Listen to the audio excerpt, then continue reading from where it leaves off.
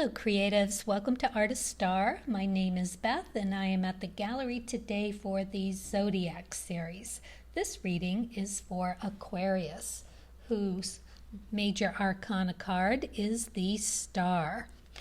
This is the artist card representing you as the open vessel, ready to receive whatever source can draw from the well of infinite creativity. So the first card I drew for you from the Color Goddess deck is the Plum card. This is a beautiful decision-making card. It's about choices and options and decisions, and it being time for one. You can see the split road there in the open window behind her, and the hummingbird there letting her know that it's time. That is Source just showing her that it is time to make the decisions. Her crystal is the plum fluorite. It is all about increasing your powers of concentration, self-confidence, and help with those decision making. It's a perfect stone for this goddess who needs to do exactly that. And from the Sacred Rebels, we got the Against the Grain card. This is a very interesting card. This is you going against the grain of all of the usual thinking and dancing to your own drum. You know, it is incredibly beautiful that you get this card as an artist, because everyone wants to hear that. What is your uniqueness? What makes your art and you the perfect pair, and giving the perfect message for who you are? So it is about that, and about just being ready for it and being daring to do it. It's that hearing the butterfly spirit calling the caterpillar to come out of its cocoon. Just a really beautiful card for any artist to get. So this is a new spread for me. This I found on Etsy from Marielle's Etsy shop. It is a place where creatives, she's created these exercises and tarot spreads to heighten your creativity through self-awareness. So I fell in love with it immediately. And this is one of the spreads. We've got your greatest strength. What is your biggest strength? How can I use this strength to overcome any limiting beliefs or obstacles? What is my biggest weakness? How does this weakness set me up for failure? And how can I turn that weakness into a strength? So because this is kind of a loaded subject, I drew from my tarot, Rider-Waite's tarot deck from 1970s.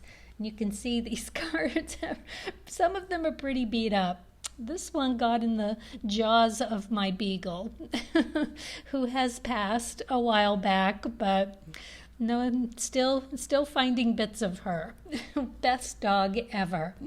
So yeah, so I pulled from the Rider-Waite's, and then I pulled directional cards from the Cards of Truth, and then the Lenormand deck for clarifying.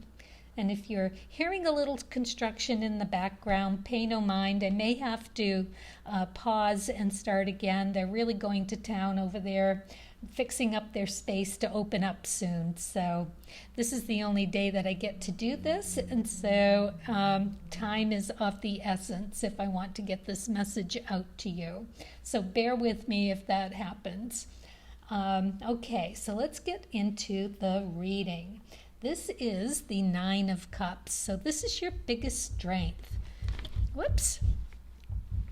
There's some of that pounding going on. So anyways, it is about success, material attainments. It is enjoying all of your hard efforts, paying off, and you getting to enjoy them, being very happy in it, very satisfied. This is the Four of Spades, which is a very stable card. This is you being able to sort through and figure out exactly what you need when you need it for a remedy or a cure to whatever you need. It is a physical and mental card, so it is you knowing yourself very well. And this is the Gentleman card. So this card is, again, adding a lovely, beautiful connotation of positive energy to the entire spread. The spade suit, this black spade of the fours has the Hierophant energy. So that's old school, and it's commitment, and it is of higher knowledge, listening to source, being able to come through. So yeah, lovely energy for you to possess and have as a strength, especially with being such a free spirit. So how can the strength be used to overcome any limiting beliefs or obstacles? Well, you got the Sun card here. So it's just believing in it, right? It is believing in it and using it and being very, very solid in it. You also got the Ten of Diamonds. This is a fabulous card for you to get here. This is ecliptic energy, the Wheel of Fortune energy. It's life path energy. It's called the Wish card, and this is all about you being able to manifest whatever it is that you need. In a position like this, it's having the patience to endure life's challenges and staying the course, this stick-to-itness. So not only do you embody this wonderful ability to know exactly what you need when you need it, to stay healthy in your mind, body, and soul, you are able to put it to good use. It is this, whatever effort you put in, the rewards come back in measure. Beautiful card. And diamonds, of course, are skills and talents and finances and all of that good, concrete, hands-on beautifulness that you need. And you got, for a clarifier, the Coffin in reverse. So you know how to live life. You're not putting anything to death. You're not shutting anything in a box and putting it away. Oh no. This in the reverse position says you keep it open and keep it active. Love it. So that is your strength. Beautiful strength to have. So clear about it, reaping your rewards and just being able to know what is right there for you. You obviously listen to source and your intuition very well. So what is your greatest weakness? Interestingly, we got the Three of Pentacles, Three of Diamonds, and the Birds. So these relate to each other. So it kind of doubles down on it, which is looking for something better, but not necessarily knowing where to look and how to find it. The Three of Diamonds is all about searching for something better than what you have. So in a good way, it just lets you know it's time to move on for whatever isn't working anymore and seeing the opportunity in something else that is ready and available to you. It's having that antenna up for something that's going to have more of a value in your life. And this again is about your skills, your talents, your intuitive abilities, and about finding a better financial situation. But when it's in reverse, it's not always clear. And that is pretty much what it is in the tarot as well. It is about having to work hard and to master your skills and going after what's going to work for you.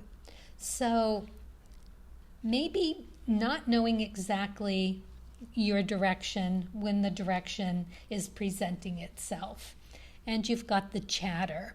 So it may be the birds, it's gossip, but it can be just having lots of conversations with lots of people about different things, and maybe a little too much clutter in order to make a good decision.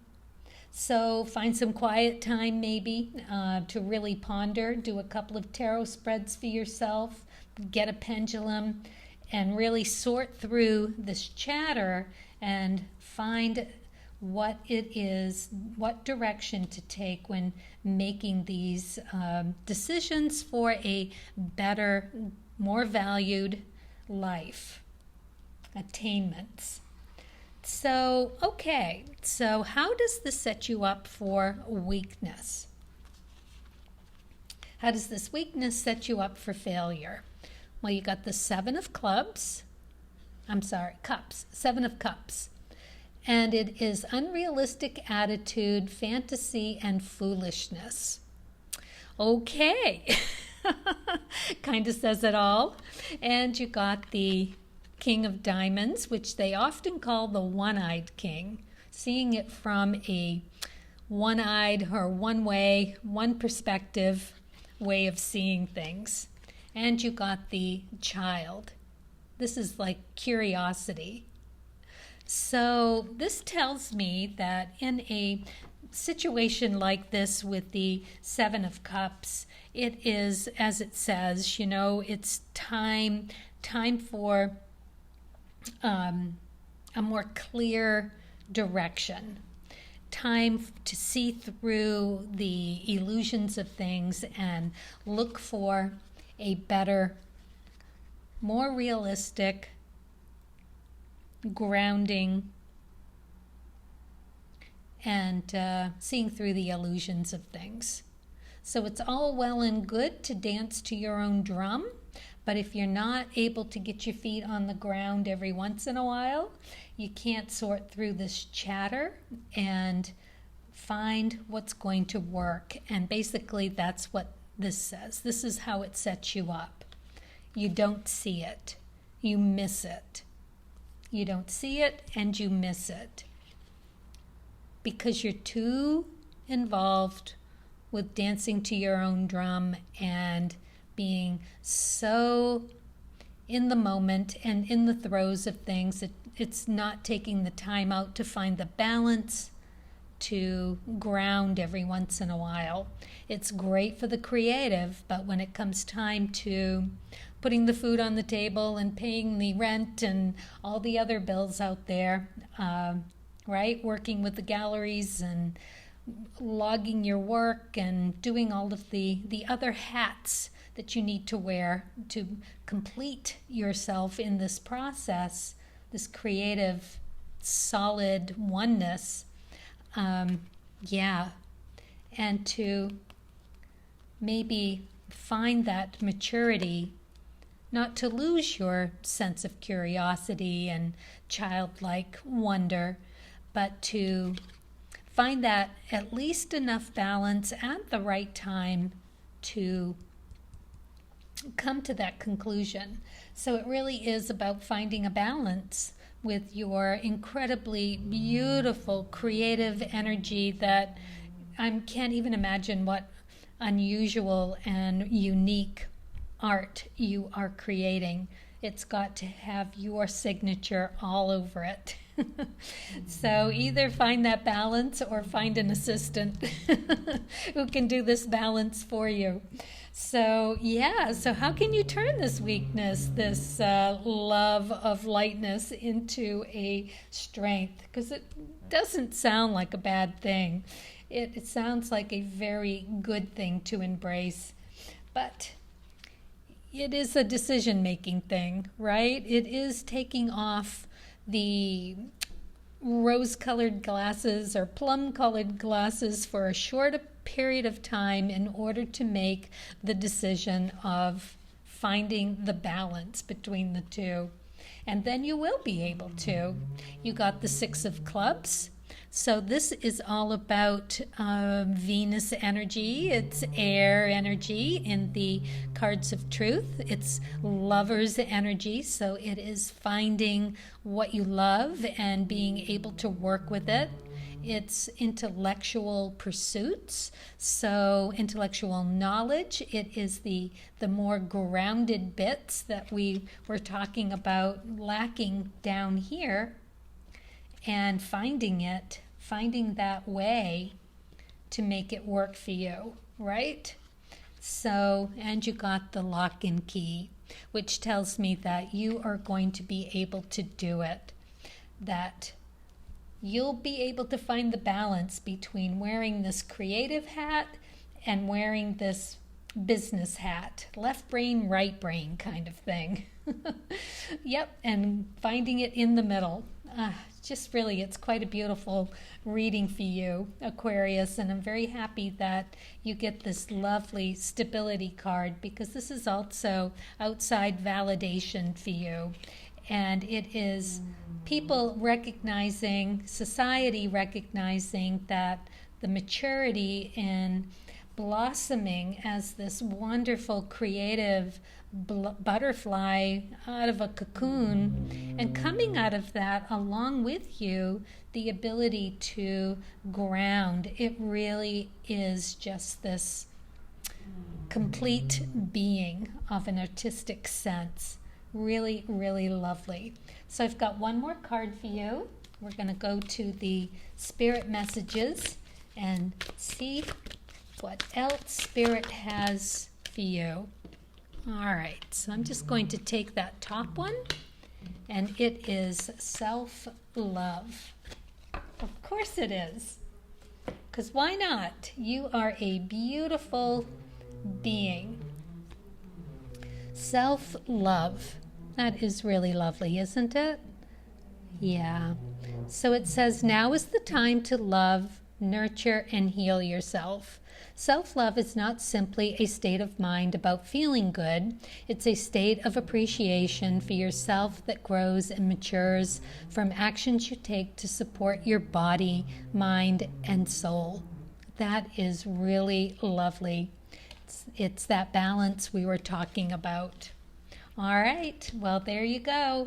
And again, apologies for any noise that came across. Progress next door.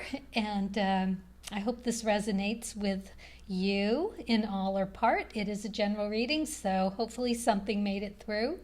And as always, happy creating.